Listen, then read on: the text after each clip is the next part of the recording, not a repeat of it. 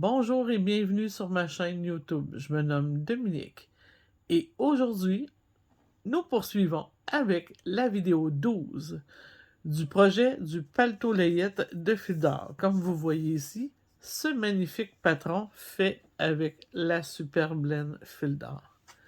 Alors, elle est tellement douce, je l'adore. Celle-ci, c'est la Part Narcisse. Et pour faire une petite histoire courte, nous sommes rendus à la vidéo 12 et nous sommes à l'étape que tous les tricoteuses n'aiment pas nécessairement. Ce sont très rares ceux qui vont faire « Yeah, on est rendu à l'étape de l'assemblage ». Mais vous allez voir que avec moi, c'est pas difficile. C'est même très facile. Mais c'est sûr qu'il fallait peut-être un petit peu pratiquer pour voir ça de ma manière. Mais sachez que vous allez le voir comment le faire et vous allez comprendre qu'il n'y a pas de difficulté là, parce qu'on a bien travaillé. On a travaillé en comptant tous nos rangs, on a bien mesuré nos pièces. Alors, c'est un jeu d'enfant maintenant que de l'assembler. Par contre, si vous venez de vous joindre à nous et que le projet vous intéresse et que vous l'avez manqué dès le départ, mais sachez que c'est très facile de tout rattraper parce que si vous allez sur ma chaîne YouTube, juste ici en bas là, de la vidéo, à gauche, il y a un petit icône qui représente ma chaîne. Vous allez cliquer dessus et vous allez être dirigé sur ma chaîne YouTube.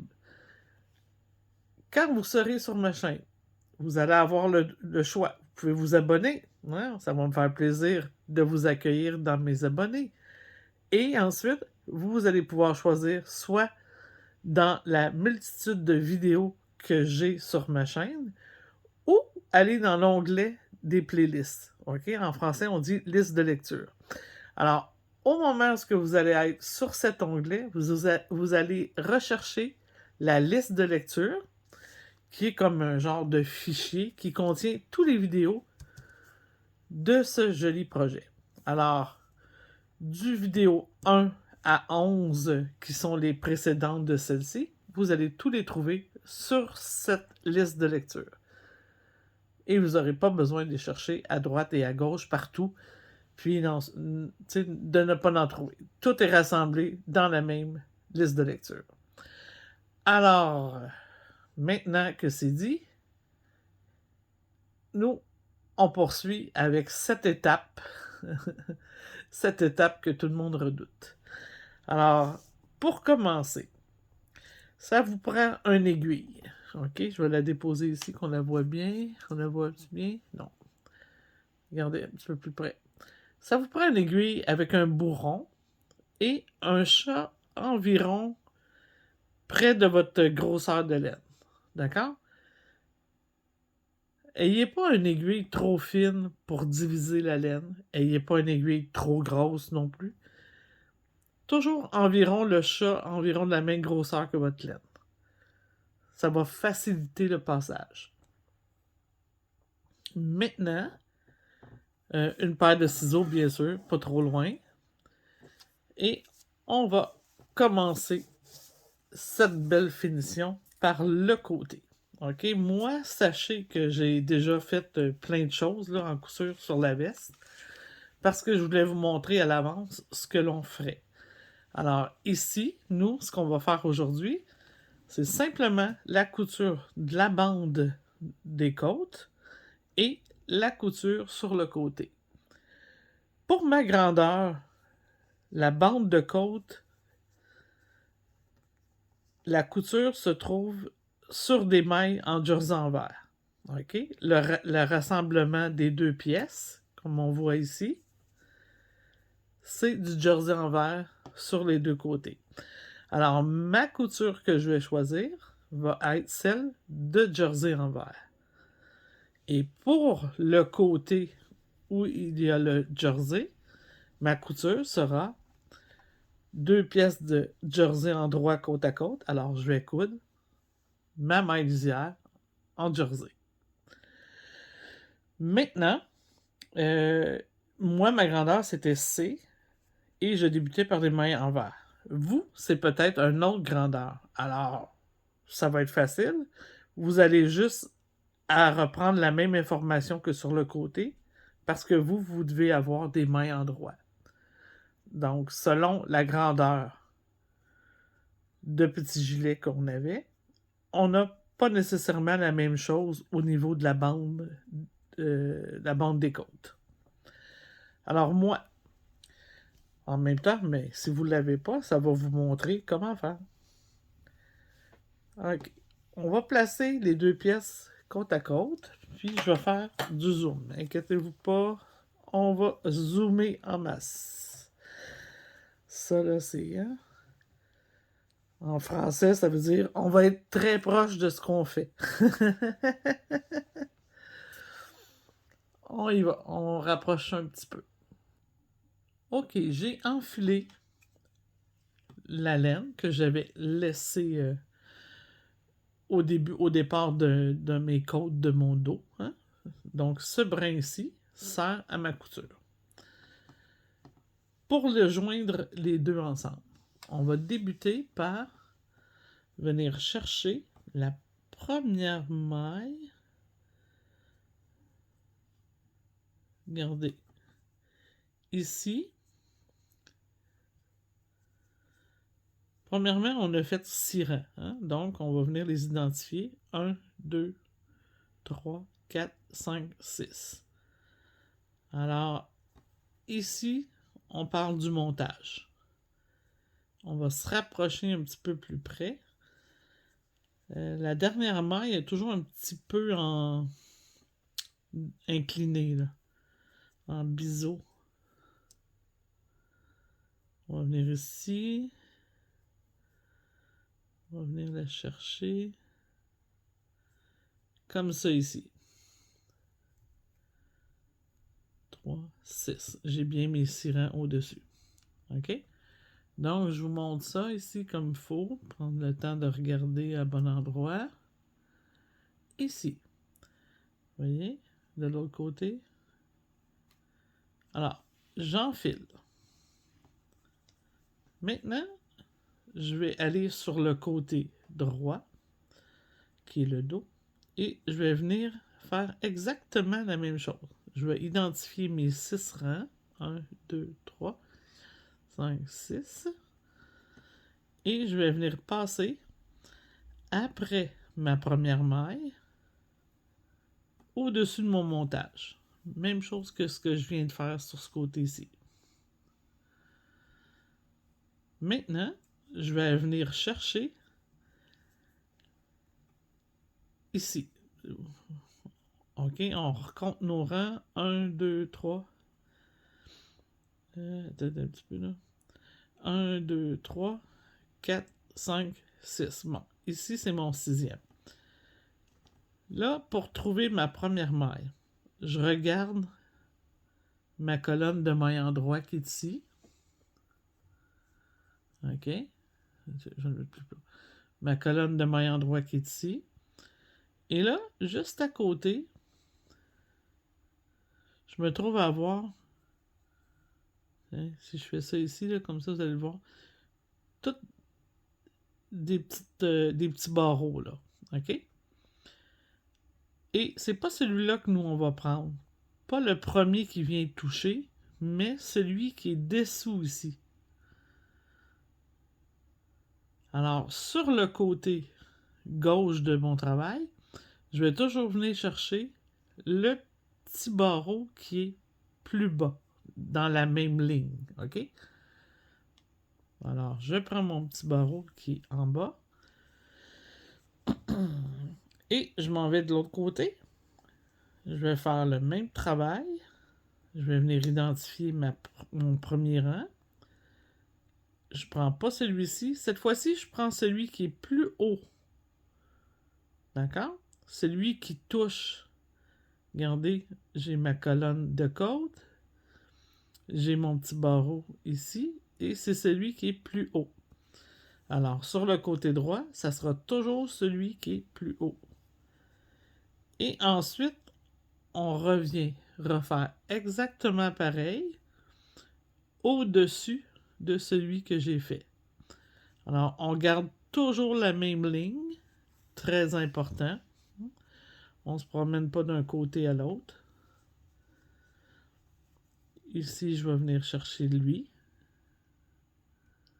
Comme ça ici. Je vais retourner l'identifier comme il faut. OK. Alors, c'est ici. C'est celui qui touche. J'identifie toujours celui qui touche avant et je descends à celui qui est à côté en bas. Le petit barreau plus bas. Même chose de ce côté-ci, mais le petit barreau qui est plus haut. Donc, j'identifie celui qui touche à la côte. C'est lui. Je vais chercher celui qui est plus haut. Regardez comment c'est déjà joli, hein? Superbe. On voit même pas de différence. Alors, si vous voulez revoir cette couture-là encore plus en détail, vous pouvez aller, comme j'ai toujours dit, sur ma liste de lecture qui s'appelle « Apprendre le tricot pas à pas ». Alors, dans cette liste de lecture, je montre tout ce qu'il y a à savoir sur le tricot. Vraiment, là, et j'ai d'autres vidéos à ajouter prochainement. Je vais toujours en ajouter parce que je veux que cette liste de lecture contienne vraiment tout ce qu'il y a à savoir dans le tricot. Sans être obligé de faire toujours un projet pour connaître quelque chose. Juste par un petit échantillon, vous allez faire le déclic, dire « Ah, c'est ça qu'il fallait que je sache pour pouvoir faire ce que je veux faire. » Et dont les coutures, c'est super important de connaître nos coutures. Comme ça ici. Et on va au maximum qu'on peut aller jusqu'à la dernière. Alors, regardez comment c'est joli. Hein? On peut tirer un petit peu si on veut. Et la couture de la bande est terminée. C'est parfait. Maintenant, je vais désenfiler ce brin de laine et je vais venir chercher celui qui est kaki. Donc, derrière, lorsque j'avais changé après la bande le devant, ok, la couleur du devant, j'avais laissé plus long pour pouvoir faire ma couture et c'est là que je suis rendu. Alors, je viens la chercher. Pardon. Je laisse mon fil ici. Et ce que je vais faire, c'est je retourne exactement à la même endroit que ce fil vient de sortir. Je refais le même chemin. Exactement pareil. Comme ça ici.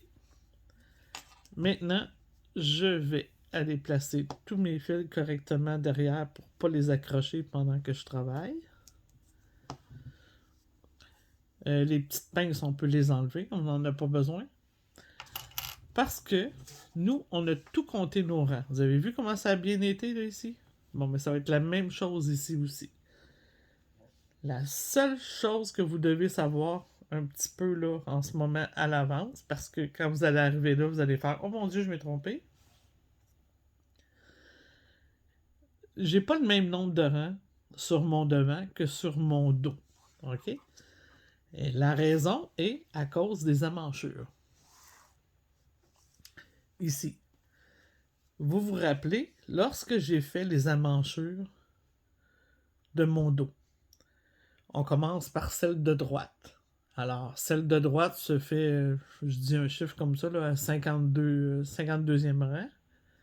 Après le 52e rang, alors, tu sais, comme ici, ça serait ça. Je rabattrais au-dessus de mon 52e. Puis après, ça serait le 53, 54, OK? Tandis que sur le côté gauche du dos, j'ai pas rabattu à 52 parce qu'il a fallu que j'aie sur le rang retour. Alors, j'ai rabattu sur le 54e. Et c'est pour ça que vous allez toujours avoir plus de rangs sur ce côté-ci que sur ce côté-là. Et faites-vous-en pas avec ça, vous n'avez pas besoin de le faire adonner. ça s'en va dans les coutures des manches et ça ne dérangera pas du tout.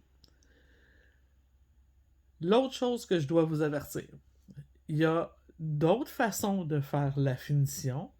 On peut travailler avec tout le travail étendu à plat, puis faire rentrer notre manche dans le haut de la manche, dans la manchure, avant de coudre le côté.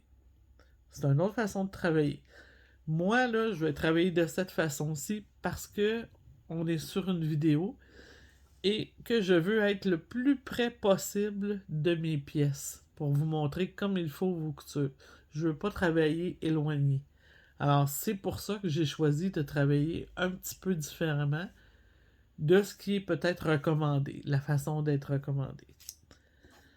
Alors, vous n'aurez pas besoin de vous poser des questions pendant que je vais le faire. La réponse, vous l'avez maintenant. Alors, on se rappelle qu'on a fait une maille lisière vraiment toujours pour notre couture. Et cette maille lisière ressemble à une vraie maille de jersey. Ici. Alors, ce qu'on fait avec notre brin, on va venir chercher ici, à la naissance. Là, c'est le fun parce que c'est la même couleur. La première petite ligne verte qui se retrouve ici. D'accord? Elle se trouve à être entre mes deux couleurs brumes. OK? Je ne dois pas être à l'intérieur de ma maille, je dois être après ma maille. Il y a une sorte de couture aussi qu'on peut faire juste à la demi-maille. J'aurais pu m'en servir. Mais,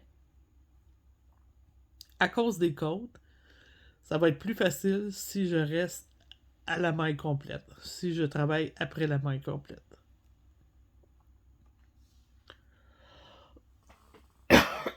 Pardon. OK, alors je suis venu chercher mon petit barreau. Maintenant, je vais traverser de l'autre côté et je vais faire exactement la même chose. Je vais venir chercher après la première maille mon premier petit barreau vert. Juste ici. Est-ce qu'on le voit bien? Je le vois beaucoup là. Hein? C'est à cause de ça ici. Alors, entre mes deux mailles brumes, le premier petit barreau vert qui est ici. Et ce qui va venir placer côte à côte mon ouvrage. L'autre question que vous pouvez vous poser, là, parce que vous avez des amis tricoteuses, puis il y en a peut-être qui bloquent avant de coudre. Moi, je bloque toujours après ma couture. Parce que j'ai pas besoin de mettre mes pièces toutes bloquées au même grandeur. Parce que j'ai compté mes rangs. Et j'ai toujours mesuré mes pièces pendant que je faisais mon travail. Donc, j'ai pas besoin de faire le blocage avant. Je vais vous montrer, moi, mon type de blocage à moi quand je vais être rendu à la fin. Vous allez voir, ça sauve beaucoup de temps.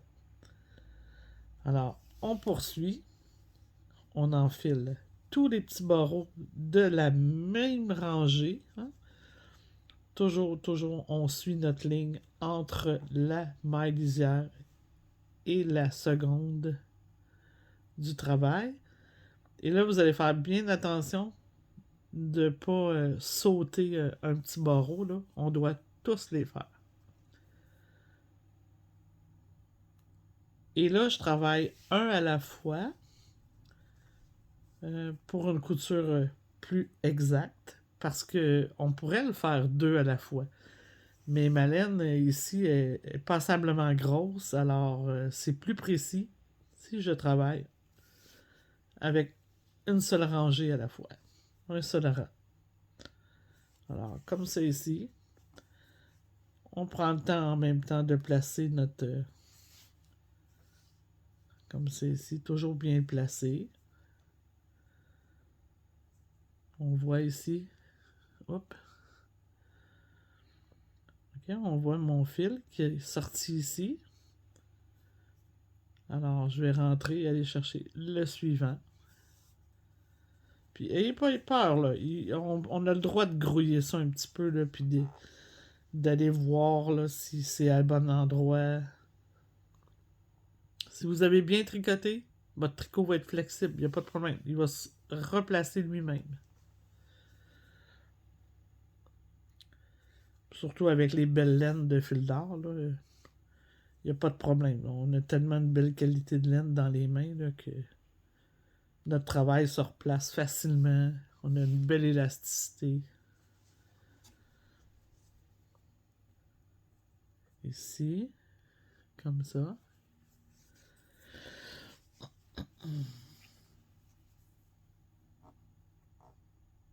Ici, toujours le suivant.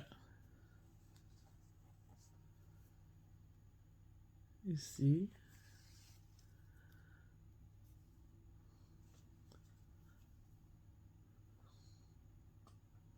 Ici.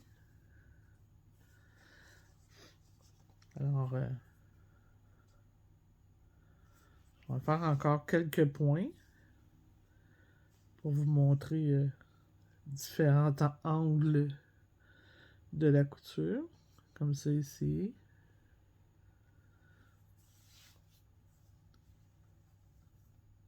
On s'en vient ici. Alors, c'est facile aussi. On peut toujours penser... J'ai fait lui. Si je regarde mon autre main, c'est toujours la suivante. On peut toujours aller voir comme ça, là. J'ai fait lui. Hop. Le suivant. Ici. Ah. J'ai fait lui. Ici. Et c'est bien important que votre aiguille soit à bourron parce que c'est beaucoup plus facile pour ne pas diviser vos laines. Là. Beaucoup plus facile. Alors, regardez comment c'est beau, là. Hein? C'est comme s'il n'y a même pas de couture. Je vais terminer jusqu'à la manchure, à caméra fermée, et on se remonte ça après. Ok, regardez ça, c'est tellement beau. Et comme je vous disais, vous voyez, on n'arrive pas à la fin, c'est sûr. On va aller le plus loin qu'on peut, par exemple. Alors, ici, c'est le dernier point que j'avais fait, hein, ici. Alors, il m'en reste un sous le rabat. Un petit dernier, là. Il est très très près du rabat. On va venir le chercher. On va aller chercher l'autre de la même rangée, mais qui n'est pas tout à fait sous le rabat parce qu'on a fait un rang retour. D'accord. Je à la bonne place, oui. Maintenant, je vais venir piquer où est-ce que j'ai mon rabat. Et je vais aller sensiblement à la même endroit, un petit peu plus haut. Alors, ça va faire un petit décalage, comme vous voyez. Mais c'est pas du tout important. C'est pas grave. Parce que lorsqu'on va coudre notre manche, ça dérangera pas du tout. Alors, on laisse ça là. Avant de vous laisser partir après cette magnifique couture, je veux juste vous apprendre à rentrer un petit bout de laine. Juste en bas ici. Ici, là, j'en ai pas gros parce que je l'avais déjà rentré puis je l'ai ressorti. Donc, c'est la raison pourquoi. Mais, vous voyez, je l'ai tout divisé. Parce que chaque fois que je rentre mes bouts de laine, je divise mes laines. De cette façon, ma laine reste plus prise dans les brins là, des mailles. C'est plus facile à camoufler aussi. Ça fait un plus bel job. Là, je diminuerais mon aiguille par contre. Ça serait plus facile là, parce que l'entrée avec elle va être un petit peu plus difficile. Mais j'ai pas mon autre parce que j'ai pas prévu mon coup. Je vais tourner mon travail pour que ça soit plus facile. Et je vais vous montrer. Mais sachez que si jamais vous avez le même problème que moi, là, que votre petit bout est trop court, il y a une solution. on entre dans notre brin ici. Je suis sur le bon côté ou le mauvais côté. Non, c'est ici. On entre dans notre brin avant. On se faufile à travers. OK? Comme ça ici. J'ai pas enfilé mon aiguille encore. Je vais venir tranquillement passer par le côté de la maille. Hein, c'est la maille en droit normalement là,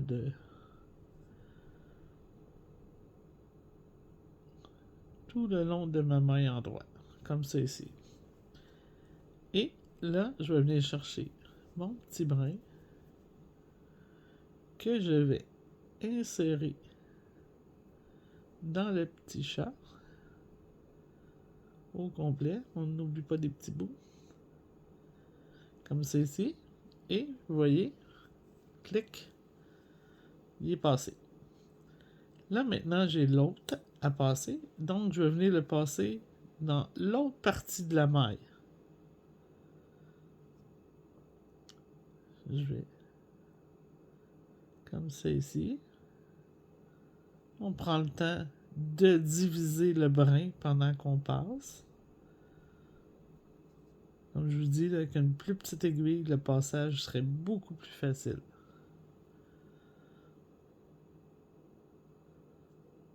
Comme ça ici.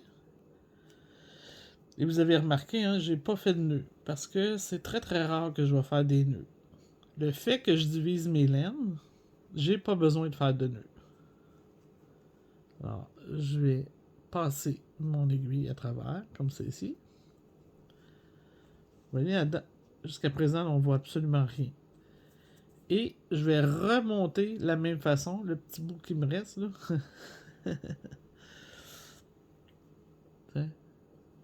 Juste, je vais aller à côté. Je vais refaire la même chose. Je vais passer mon aiguille à travers. Tiens, je vais le faire dans l'autre sens. Je vais vous en faire un. Je vais venir ici. Je vais venir me choisir un endroit où ce que ça paraîtra pas du tout. Comme ici.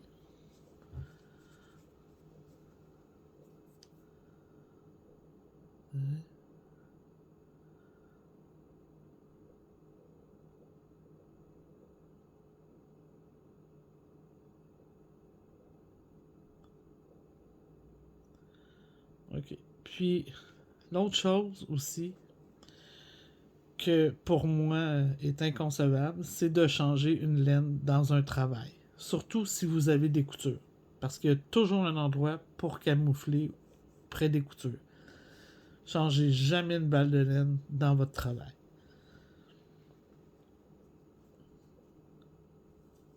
Et voilà. C'est bon? Ça paraît pas du tout. Puis j'ai rentré. Il va rester juste à rentrer mon autre petit brin là, tout près. Alors maintenant, je peux le couper le plus près possible. Puis le fait que j'ai dédoublé, mon petit brin il ressortira pas. Ici, je peux faire la même chose avec ce brin-là, mais je vais le garder parce que je veux vous montrer à le faufiler dans le travail. Il y a une façon d'aller suivre notre maille. Ça ne paraît pas du tout. Mais encore là, je vais le diviser pour le faire. D'accord? Ça va être beaucoup plus joli, puis ça va bien tenir dans notre travail. Alors, c'était la première couture. Ça n'a pas été si dur que ça. Hein? La prochaine, la vidéo 13, portera sur la couture de l'épaule. Alors, je vais vous montrer juste avant qu'est-ce que ça va avoir de l'air. Regardez, ma couture d'épaule. On appelle ça une couture. La façon que je travaille, c'est le grafting fermé sur des mailles rabattues. D'accord? C'est un grafting, mais sur des mailles rabattues. Et c'est en les brodant. On va venir broder et comme ça, il n'y a rien qui paraît. C'est solide, ça fait un beau travail, tout propre. Je vous montre ça dans la vidéo 13. Maintenant, reposez-vous et faites vos coutures de côté. Vous en avez deux à faire. à tête reposée tranquillement. Ensuite, ça sera la vidéo 13. Et on n'oublie pas que tricoter, c'est la santé. Bonjour.